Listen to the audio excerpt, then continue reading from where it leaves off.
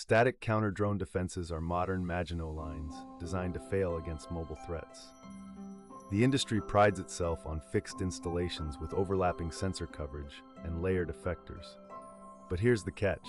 Enemies don't play by your rules. Drones won't conveniently hover at 400 feet AGL for you to intercept.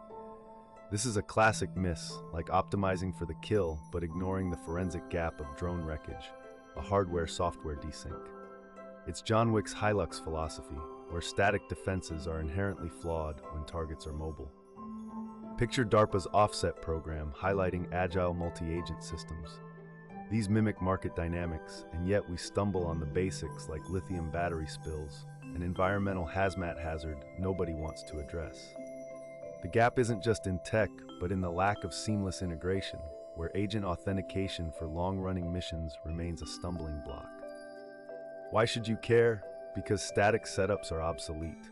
Defenses need to evolve with tech and geopolitical shifts. We aren't just fighting physical drones, but the strategic coalitions they represent.